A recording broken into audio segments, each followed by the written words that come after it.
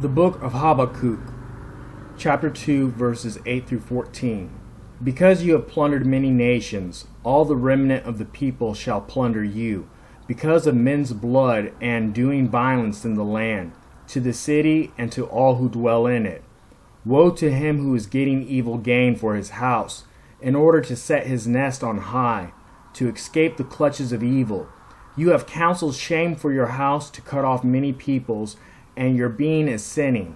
For a stone from the wall cries out, and a beam from the timbers answers it. Woe to him who builds a town by blood, and establishes a city by unrighteousness.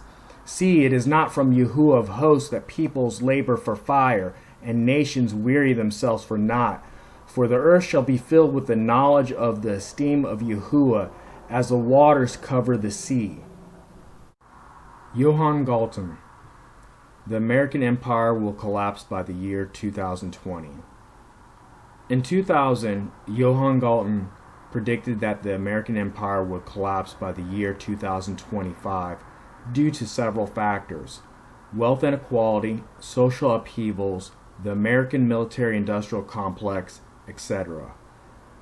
After George W. Bush entered the office of the presidency, Johann shaved 5 years off his prediction, setting the year as 2020 for the end of the American Empire, but not the American Republic. On its path down, he claims that the U.S. will go through a phase of fascist dictatorship. As a sociologist, mathematician, and People's Peace Prize recipient, Johann also accurately predicted the fall of the former Soviet Union.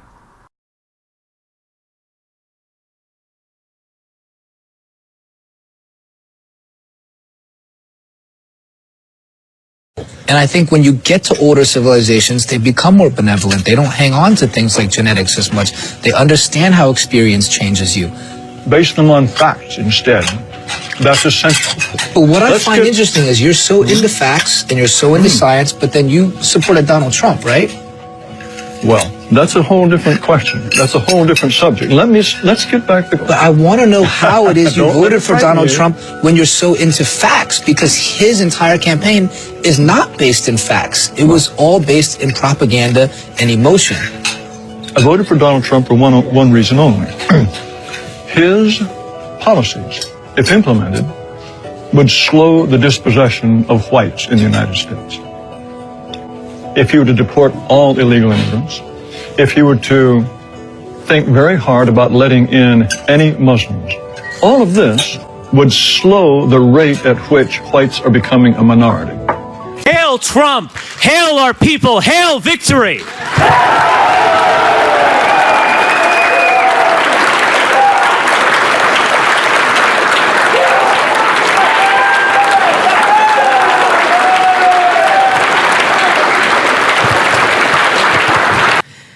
The press has clearly decided to double down and wage war against the legitimacy of Trump and the continued existence of white America. But they are really opening up the door for us. America was, until this past generation, a white country designed for ourselves and our posterity. It is our creation. It is our inheritance. And it belongs to us. People, one nation, and immigration. We're honoring the founding fathers who were white. We're honoring all of the great white men who are being smeared and defamed and torn down.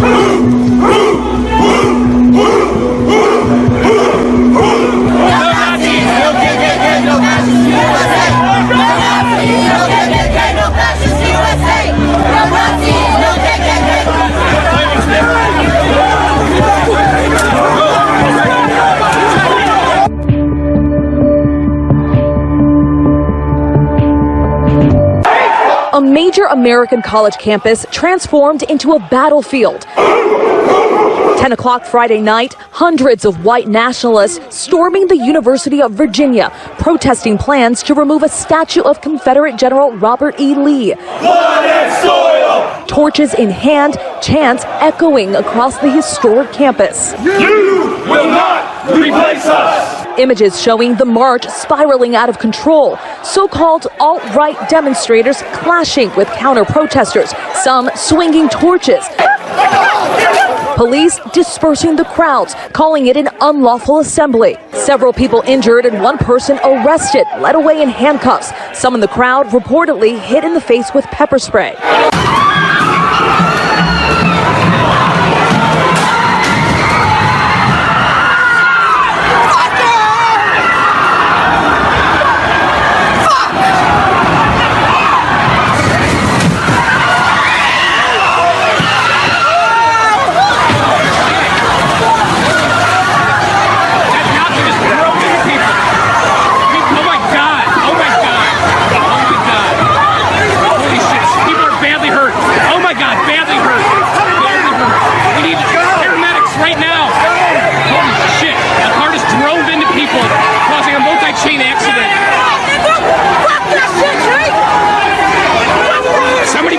Folks, somebody might, holy shit. Go, go, go, go.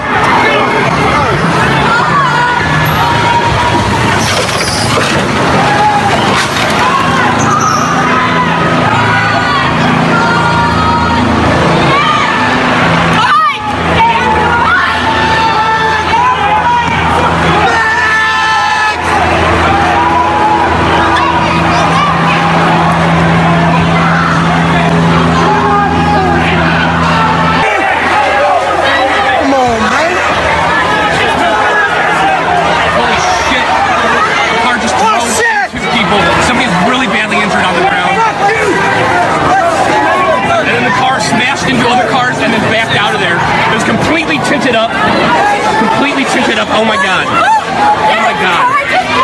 So somebody knew the march was coming, and before the march could get underway of resistance of Antifa and anti-racist, some racist dicks smashed into people. Holy shit. He rammed into the back of a line of cars. People were pinned in between cars. I am so fucking mad at these people. They don't do this to fucking me. We're gonna fucking ritualistically humiliate them. I am coming back here every fucking weekend if I have to. Like, this is never over. I win, they fucking lose. That's how the world fucking works. Little fucking kites. They get ruled by people like me. Little fucking octoroons. My ancestors fucking enslaved those pieces of fucking shit. We're gonna win. I rule the fucking world. Those pieces of shit get ruled by people like me. They look up and see a face like mine looking down at them. That's how the fucking world works. We are gonna destroy this fucking town. How you doing, Hunter? Good, man. The fighters attract our people. Of course they do. They did. Because sir, what does today represent to you? The camera's right here. What does today represent to you? How you doing? This represents a turning point for the people of this country. We are determined to take our country back. We're going to fulfill the promises of Donald Trump. That's what we believed in. That's why we voted for Donald Trump, because he said he's going to take our country back, and that's what we got to do.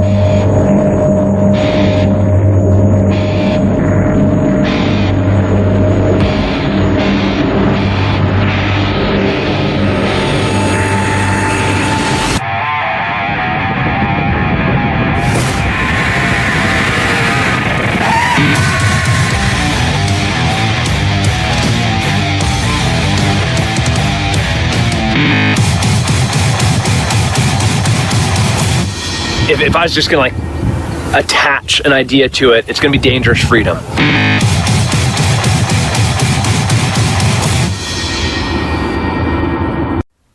Disgraced right-wing conspiracy theorist and race baiter Alex Jones has been promoting for many years the false claim that the left is planning a civil war in America. This is the same Alex Jones who shared verbatim, while on air, false white-on-black crime statistics originally linked to a neo-Nazi website, which President Donald Trump would later retweet. Just type into Google, black on white crime statistics, and you'll get this from the federal government. 25 times more likely, less likely for a white to attack a black. So 25 times. Here's the one time a white attacks a black, FBI crime statistics. Here is the 25 times a black attacks a white. I mean, these are real numbers, and I'm not bashing all black people, but I grew up to not be a racist. And then I was wondering why big black guys kept attacking me. Well, that was because they were racist black guys in Dallas and were in gangs. So here you go. And it goes through all the numbers. Just search engine, black on white crime statistics, Department of Justice. And it even gets into how whites are 4 times the population of blacks, but it doesn't matter. You have a white attack 25 times for every time a black is attacked. But you wouldn't believe that watching Quentin Tarantino movies, because he's ultra rich and in with the Silicon Valley guys in a rear guard action to just make sure America fights with each other while the globalists rob everybody. Because I want everybody to live together in peace. Look at this statistic, USA crime statistics. Blacks killed by whites, 2%. Blacks killed by police, 1%. Whites killed by police, 3%. Whites killed by whites, 16%. Whites killed by blacks, 81%. 81% of whites killed was by blacks. Blacks killed by blacks, 97%. And that's the same number today. I mean, if you're worried about black people, you can worry about black folks killing you. But see, it doesn't matter. You get a couple hundred blacks getting killed every year by cops, and sometimes it's wrong. You'd think that's the end of the world. To lend credibility to his fear-based propaganda and outright lie that the left is planning and trying to promote a race war, Alex teams up with and brings Tim Kennedy, Green Beret, Special Forces sniper, Army Ranger, former UFC fighter, and Trump supporter, onto his show to promote the idea of impending civil unrest, and of course to sell his sheepdog response training course to Alex's scared listening audience so that they too can prepare for the race war.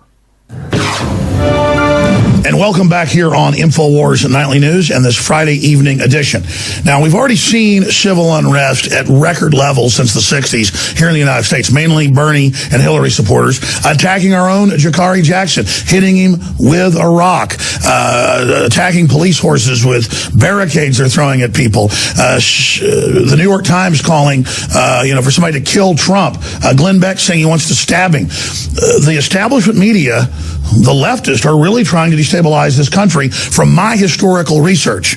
But Tim Kennedy, Green Beret, tours all over the world, famous UFC fighter, obviously, has also worked in some of the most elite units that deal with continuity of government and things like that. Now, he didn't tell me that. I know folks that are involved in that, and they say he's one of the top guys. But he says, yes, I'm an expert, and that he can speak to it.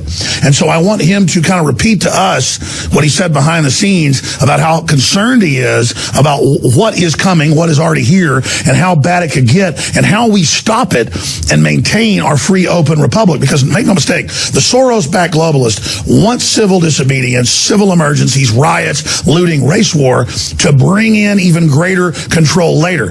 They're pushing this to take everybody's free speech in the end. So for about 8 minutes we have left here in this final segment of InfoWars Nightly News tonight, I'm going to give the floor to Tim Kennedy. It's a scary thing coming up.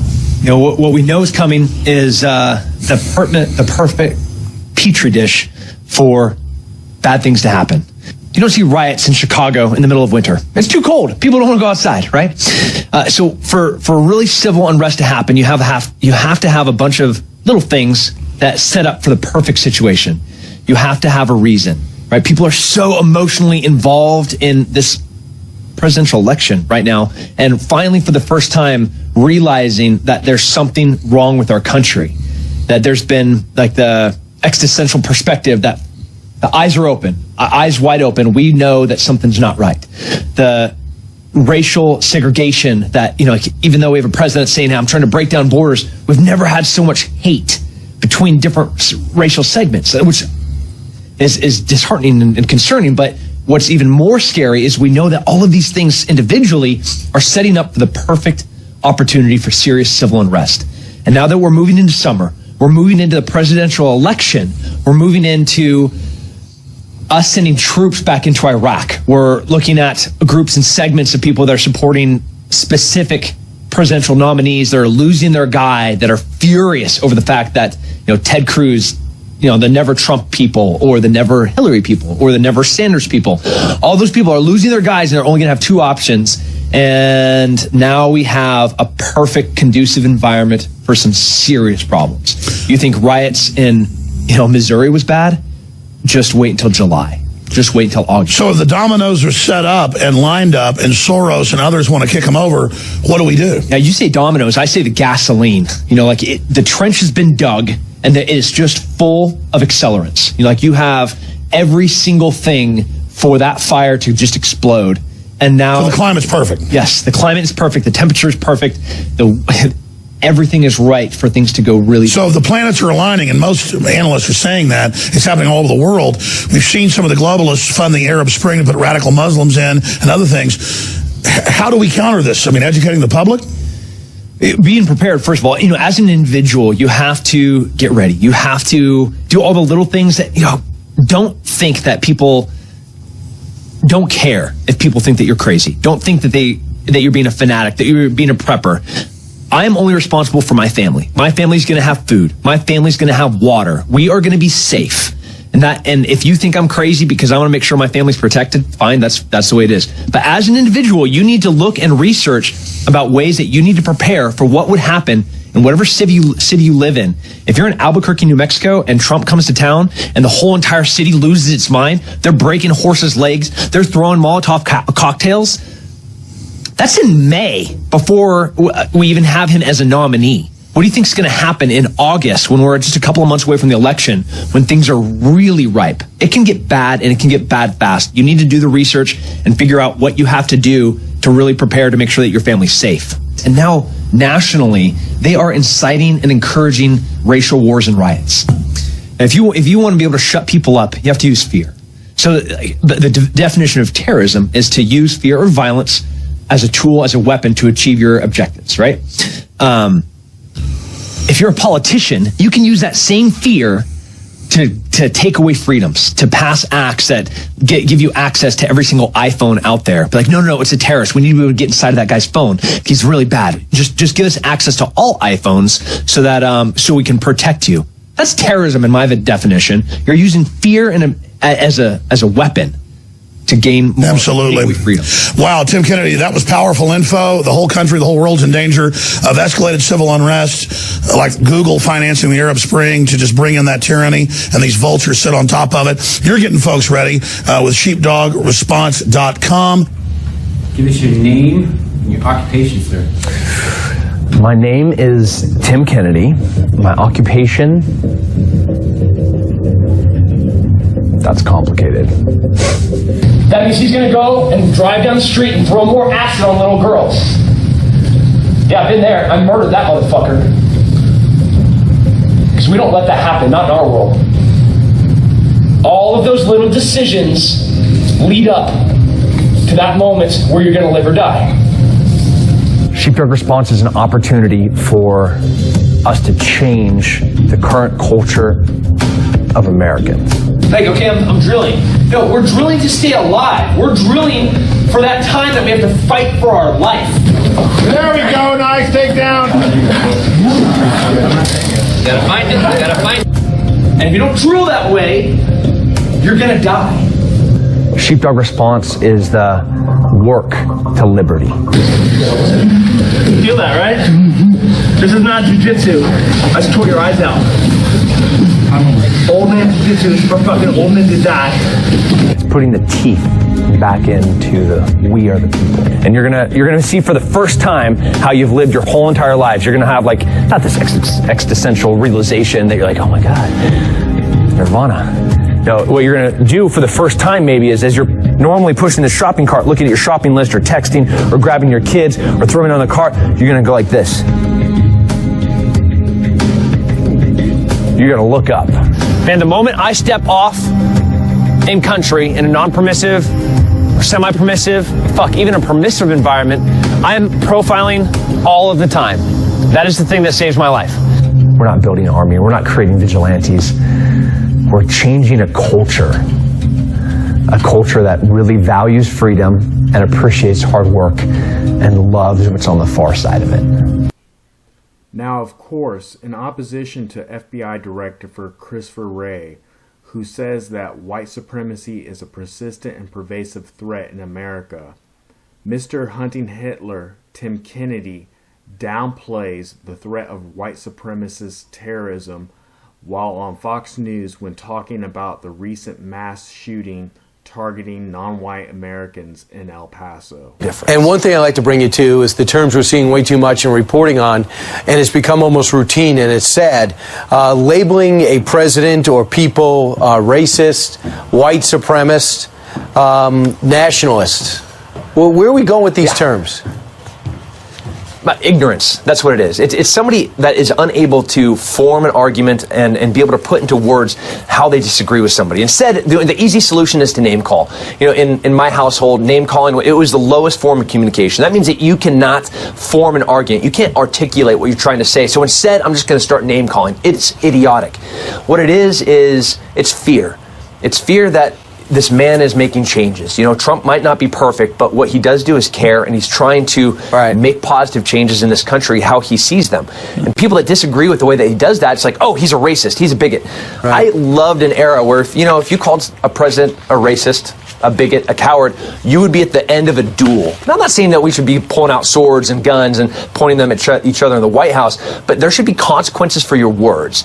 If you're a congressman in San Antonio and you start publishing donors' names, like, that's a problem. When you start calling a president a coward and a racist and a white supremacist, and that you can't come to El Paso, no, that's not okay. And there should be consequence for your words. Welcome, everybody, to the Real News Network. I'm Mark Steiner. Good to have you with us. Stephen Miller is a leading policy advisor to Donald Trump.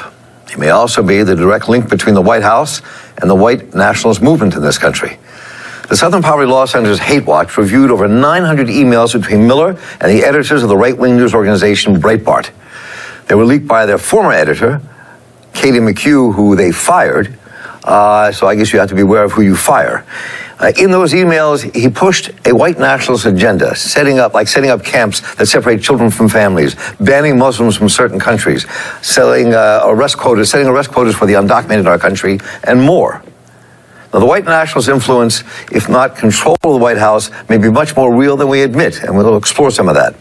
We're joined by Michael Edison Hayden, who is senior investigative reporter for the Southern Poverty Law Center's Hate Watch. In addition to investigating the Stephen Miller emails, he exposed the identity of a white nationalist organizer working within the State Department in August and published a guide to open source intelligence reporting for Columbia University's Toast Center in June. And Jared Holt joins us. He's an investigative reporter with Right Wing Watch. He wrote an article on this investigation called Leaked Information Reveals the Extent of Stephen Miller's Extremism and the Grand Old Party's Moral Rot. Right Wing Watch is part of the advocacy group People for the American Way, and he specializes there in researching and reporting extremist right-wing movements in our country. And good to have you both with us. So, welcome. So let me start, Michael, with you and the background to this, and just very quickly how this began. And so did I say it was true, right? That the woman who he initially had the email conversations with at Breitbart, Stephen Miller, the woman he talked with, quit or was fired, I should say, and leaked these emails to you all. Is that right? There was a significant amount of time between when McHugh was let go by Breitbart and when I received the emails. She was let go in the spring of 2017 after publishing some tweets that were widely perceived to be Islamophobic. And McHugh went into a period of self-examination, I guess is what she would. It's the way she portrayed it to me, and she passed along emails to me in June of this year, And I was pretty shocked about what I saw. So, I mean, I'm just very curious before we turn to Jared here for a moment. I mean, when you said you were shocked, I mean, talk a bit about when you first received these emails, you saw this unfolding. So what do you mean shocked? Shocked how? Well, I mean, my main focus is not to cover the administration. My main focus is to cover, white nationalism, to cover the neo-Nazi movement, particularly the online sectors of extremism. That's where my background lies. And, I didn't go into it saying like, oh, I'm going to do something about Stephen Miller. Stephen Miller is, is a white nationalist or anything like that. I was handed this material. The first thing I was shown was that he shared a link to a white nationalist website. And so, does that interest you? And I said, yes, it does, because this is very familiar to me. And when I began to look at it, there's a level of shock in seeing patterns that are very familiar to me, having covered extremists who are the type of extremists that, we are not welcome to have a voice almost in polite society. I mean, people who are, frequently suspended from social media and things like that. To see those type of patterns of language being used by somebody who is widely regarded to be, the most influential advisor the president has. So, Jared, how shocked were you by this when you first read it? What was your take? My take is that we've known Stephen Miller has had past interactions with this movement before. He's had, he certainly advocated for policies that many people would perceive to be racist and unfair to immigrants trying to enter this country. But what Michael's reporting showed was him in his own words, and I think that carries a lot of weight on itself. It's one of those situations where you could listen to experts, you could listen to people making allegations, or you could just see him in his own words expressing what he believes. And I think that is crucial reporting that Michael was able to bring to the public's attention. So, all right, let's get into the heart of what happened to some of these. There's this one email I want to pull out here from the report that I read from the Southern Poverty Law. And I understand, just to be clear, Michael, there are other reports, as you alluded to in the article at the end. There's more coming out. So this is just the beginning, and we will be covering this with some intensity here. So in this one email, Breitbart is saying that they are going to do a series of stories on non-white SAT scores to break it down. Neil says it's easier for people to digest it that way and change their minds. Miller writes back, on the education angle, ? Makes sense. Also, you see the Pope saying West must, in effect, get rid of borders. Someone should point out the parallels to the camp of the saints. Let me stop there for a moment. So when I read that line in your article, Michael, first of all, let's talk about who the Camp of the Saints, what this book was. And there's more about this as it's unfolding as I read the other emails. I mean, this is not like some sci-fi novel that we all love to read. This is a book that was a cornerstone of some of the most right-wing racist movements in Europe. Yeah, this book is, from my perspective, you put this thing on your, on your bookshelf, you're generally making a statement. Either you're an extremism reporter, or more often than not, you're an extremist. Right. It's not the type of thing that you see people reading in public, on public transit or whatever. The book is scathingly racist and dehumanizes non-whites in a way that is truly grotesque. There is an Indian character, and he sort of leads a flotilla of refugees into France, and he's called the Turd Eater, and he eats literal human feces. And basically he and the rest of these brown-skinned refugees come into France, and when they get there, they overtake the population gradually. There's a part in the book where a white woman is raped to death, basically, by refugees. The refugees are depicted as inherently savage and subhuman. And, it's dystopian in the same way that the 1987 film RoboCop is dystopian. But, the message of that is one about, public works being privatized. This is a message that refugees or people from the developing world are going to come here and completely destroy your destroy your country, destroy what you perceive to be your homeland. And it's not surprising that it has been, because it was immediately picked up by white nationalists. You can't, I mean, the publisher who issues the book in the United States is a white nationalist publisher who we list, a hate watch list in that respect on our website. So pick up on that, Jared. I mean, when you look at somebody like Stephen Miller, who is clearly creating some of the most significant policies around immigration and more in our country, and is at the right hand of Donald Trump, and this is the background. So talk a bit about what you think, how deep this goes, and what that means. Well, as far as the Camp of the Saints thing goes, I have seen some pushback from people who would like to defend Miller. They've said, it's not a crime to read a book, but I think that sort of misses the point here. What Stephen Miller was doing was indicating that he was familiar with the contents of the book and then suggesting a right-wing publisher to further the contents of that book to a right-wing audience under the guise of some sort of political analysis.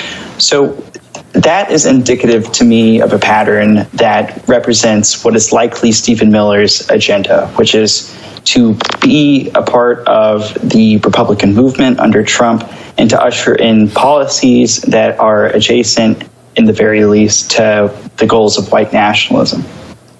Well, I mean, both of you let's wrestle this one question for a moment. I mean, the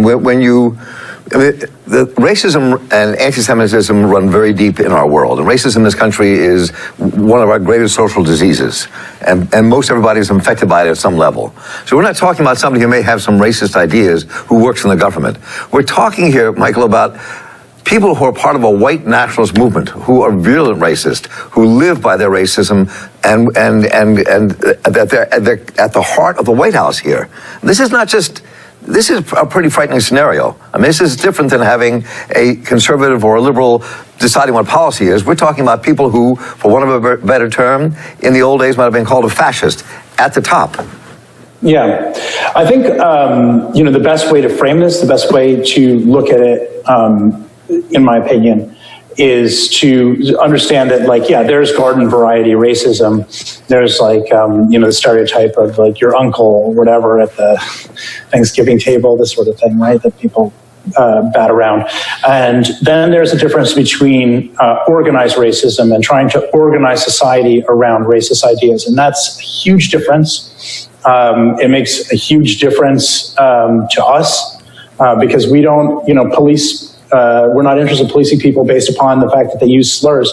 We are interested in people who want to restructure society and have ambitions to restructure society in broad ways. And then if you look at some of the policies that the Trump administration has enacted, I'll give you one example here. In the emails, there's the one where he shares a link to VDARE, which is a white nationalist website.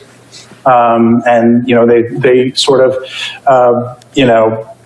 support the sort of white genocide myth, this idea that whites are being systematically eliminated or whatever. He shares that in the context of temporary protective status for refugees. He's like, here, read this.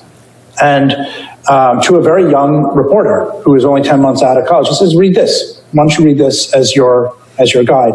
And I think that says volumes about our changing policies around temporary protective status, because the United States has removed the ability to protect refugees from, after natural disasters, from a number of, countries that are predominantly non-white. And, in doing that, you can see a connection between Miller sharing this email, this is my reference point, and then here we are, and the President of the United States and the people around him are acting on it. And I'm not one who tries to be an alarmist all the time and try to look at things kind of objectively and analytically. But Jared, when you heard what Michael just said, and you look at this one quote that came out of the Southern Poverty Law Center, which was when they talked to Katie McHugh, the woman who released these emails, who was the editor of Breitbart before. And the quote was, "What Stephen Miller sent to me in those emails has become policy at the Trump administration," which is what Michael was just describing here.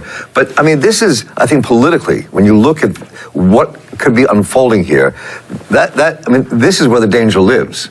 Go ahead. I totally agree. I mean, in 2016, when the alt-right, as it would come to be known, essentially a reboot of the white nationalist movement, was gaining foothold in the United States and galvanizing around Trump's campaign, the biggest hope that they had was that one day they would have government officials, people at the highest levels that read their podcasts, that read their blogs, that thought the way that they do. And these emails from around that era of the alt-right indicate that Stephen Miller was one of those people. And now Stephen Miller is one of the most, probably, if not the most, influential policy voice in the Trump White House. And that is reason for huge alarm, in my opinion.